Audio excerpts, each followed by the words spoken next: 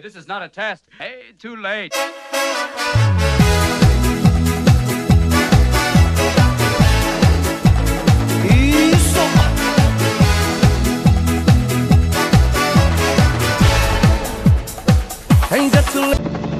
I've been a soldier since I was 19, and I still haven't learned how to wait for it. I wanted a mission like it before.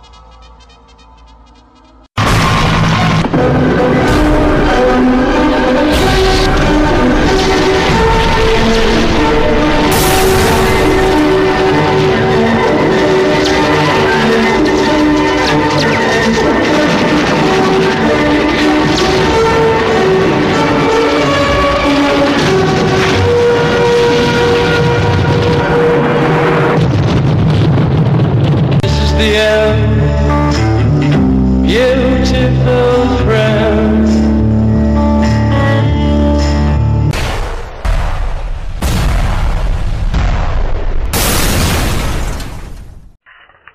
O Sniper Tuga começou a sua investigação.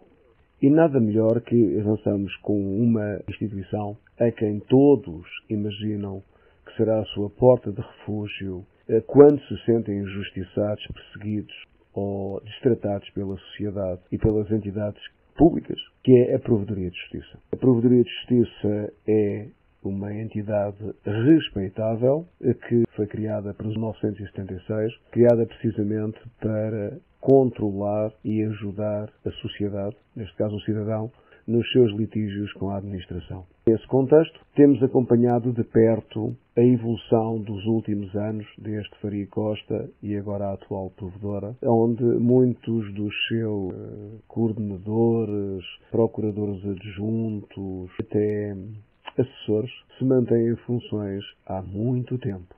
É uma herança, apesar de ser uma comissão de serviço, mas considerando que a maior parte deles são os tais boys políticos, que andaram de gabinete em gabinete ministerial até caírem lá. E lá vão ficando porque vamos ver mais à frente a razão de ser um tacho tão apetecível. Na fotografia publicada no site da Provedoria de Justiça, encontramos, sensivelmente, tem cerca de 80, 82. Essa fotografia depois tem a constituição no próprio portal da Provedoria. Quem somos, neste caso, pomposamente e orgulhosamente, são definidas a estrutura da Provedoria de Justiça. Além da provedora, que tem o seu próprio gabinete, em que tem 2 provedores adjuntos, um secretário-geral, um chefe de gabinete, 3 adjuntos do gabinete, um técnico especialista, uma assessora de imprensa e 3 secretárias pessoais. Conhecido que existem 13 pessoas no próprio relatório de contas que a Assembleia da República publicou em relação à Provedoria de Justiça em 2019. Depois é composto por 6 unidades temáticas. 6 unidades temáticas que têm os seus bosses, neste caso 6 coordenadores. E depois, aparentemente, contrário ao que diz o gabinete do relatório de contas de 2019, pela fotografia de família, entre o secretário-geral contamos entre 29 e 30 administrativos. Aquela classe escrava, onde são incluídos os motoristas, os informáticos, os assistentes técnicos e operacionais, normalmente definidos naquela instituição como operadores de registro de dados. E o facto é que, se analisamos a estrutura, estamos perante cerca de 80 e tal pessoas, em que 13 pertencem ao gabinete da provedora, depois 6 coordenadores, 6 bosses, depois cerca de 30 administrativos e depois temos cerca de 30 assessores. Temos mais assessores do que temos administrativos. Se considerarmos que nos administrativos estão incluídos 3 motoristas, um técnico de informática, provavelmente a senhora da portaria e até as pessoas da linha de atendimento, então estamos perante uma panóplia de assessores, todos licenciados em Direito, uma grande maioria de Coimbra. Neste grupo, uma despesa anual de 5.169.880 euros. Despesas essas que, grosso modo, estão vocacionadas para as despesas salariais. Se fôssemos dividir esse valor dos 5.169.000, se dividíssemos por 14 meses, vezes 82 funcionários, íamos ter uns salários mensais para todo o staff de 369.278 euros sensivelmente. Agora, se dividirmos essa quantia, se dividirmos aquele bolo vezes 14 meses, apuramos uma fatia mensal de 369.278 euros. Por sua vez, se dividirmos esse valor vezes 82 funcionários, que é os que em princípio compõem o staff da provedoria, atingimos a cifra de um salário mensal de 4.503,4 euros. É evidente que nem todos ganham. É a divisão do bolo inicial dos 5 milhões.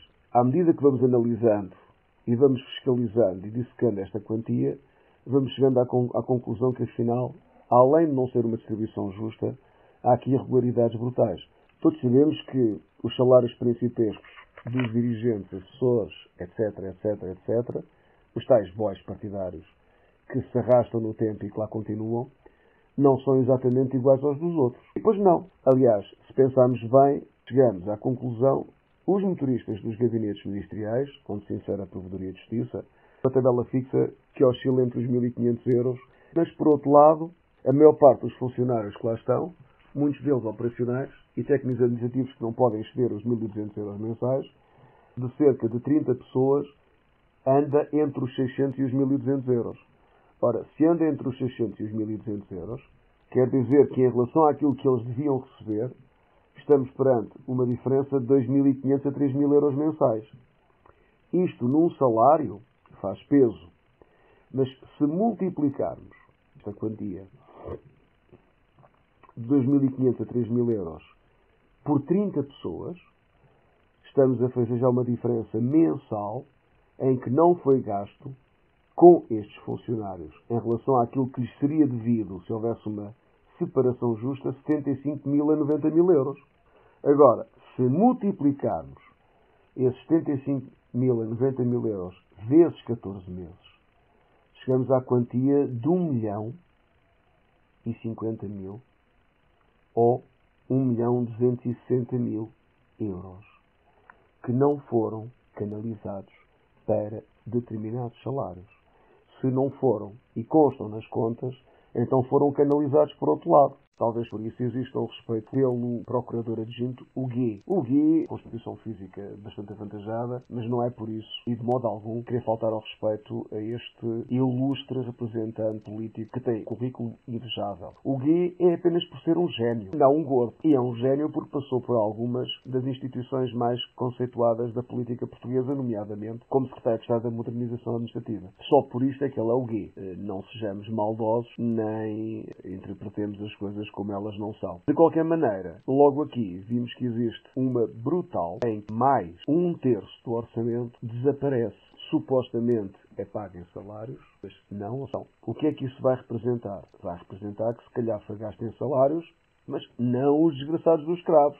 Aqueles que trabalham na introdução dos processos e que atendem e que se chateiam.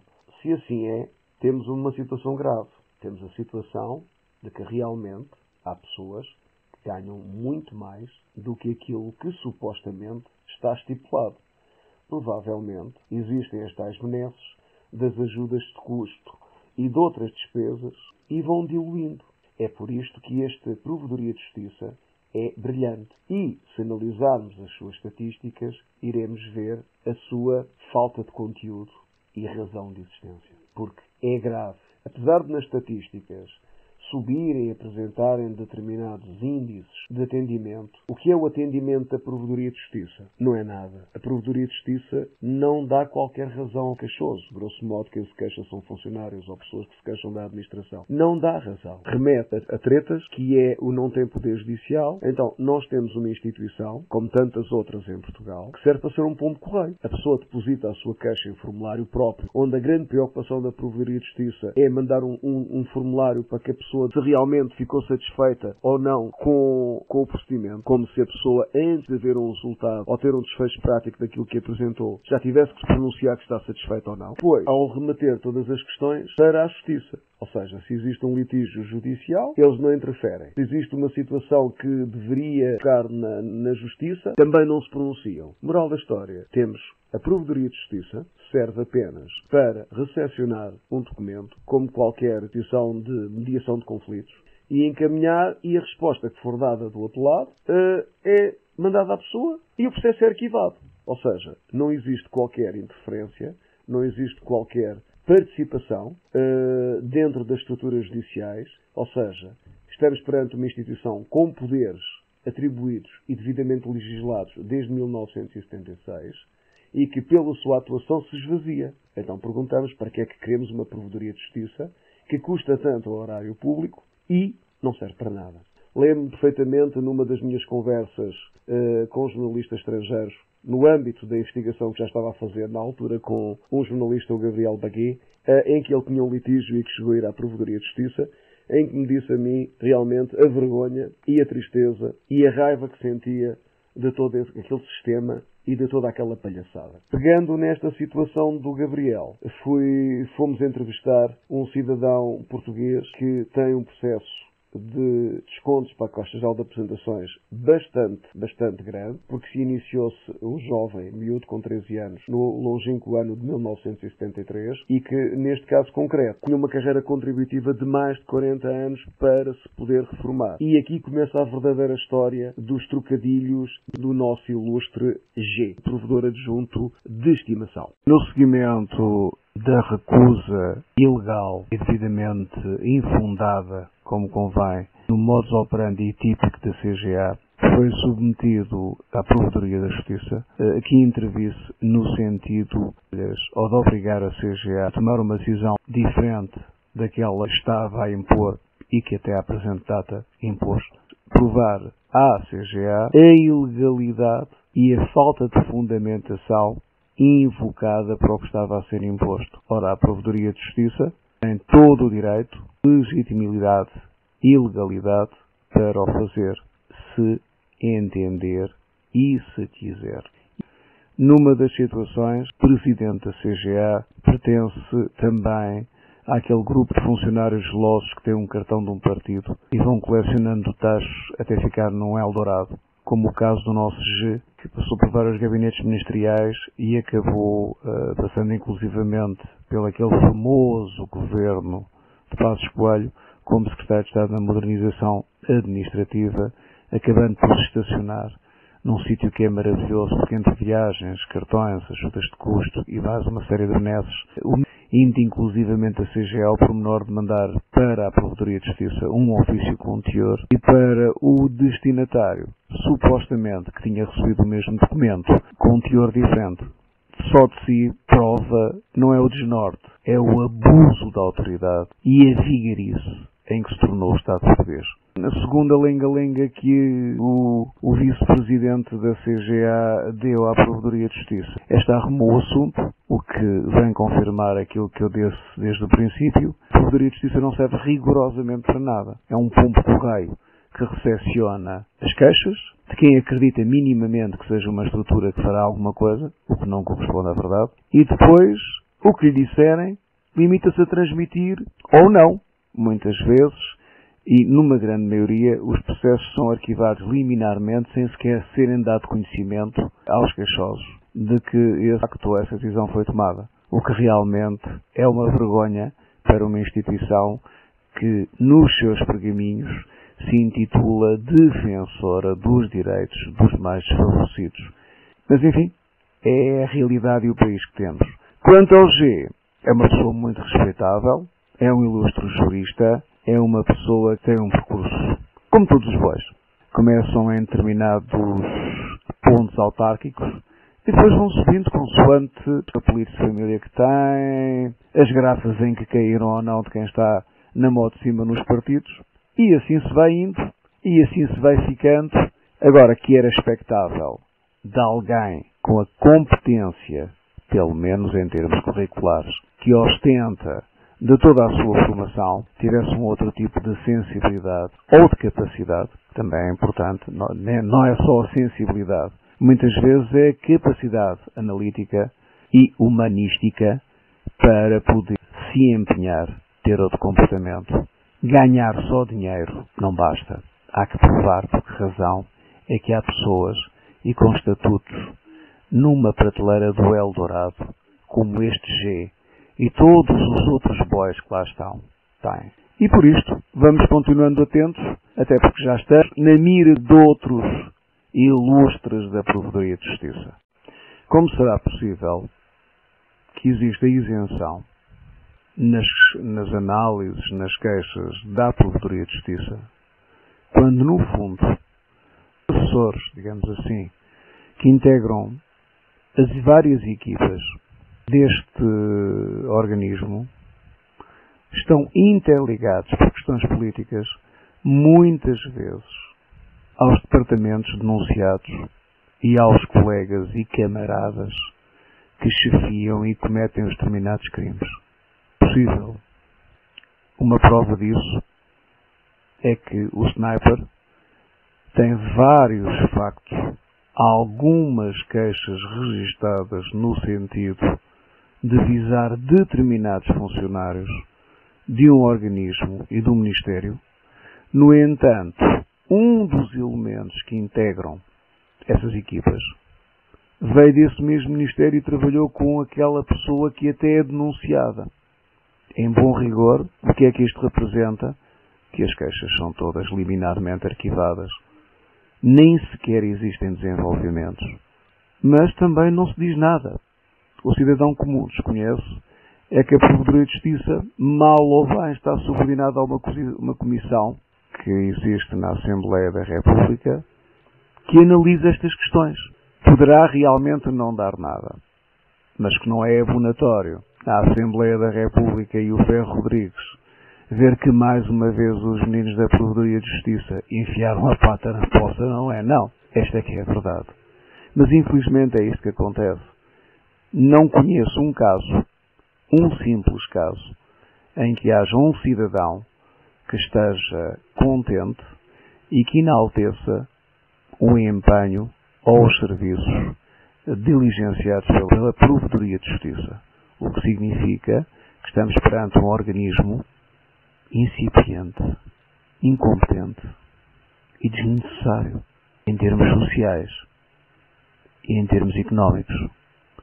Mas claro, é necessário para aqueles partidários de quem está no poder continuarem a ter as mordomias e o estatuto que têm. E enquanto for assim em Portugal, não queremos a lado nenhum. É por isto que o 25 de Abril surgiu. Porque muitos artistas e atores nunca chegariam ao estatuto em questão. Enfim, como diria Marcelo Caetano, vejo o meu país num futuro entregue aos filhos das sopeiras. E assim é. E com isto o Sniper português, ou Tuga, mais terra a terra, se despede de vocês até ao próximo tiro, que muito em breve virá por aí.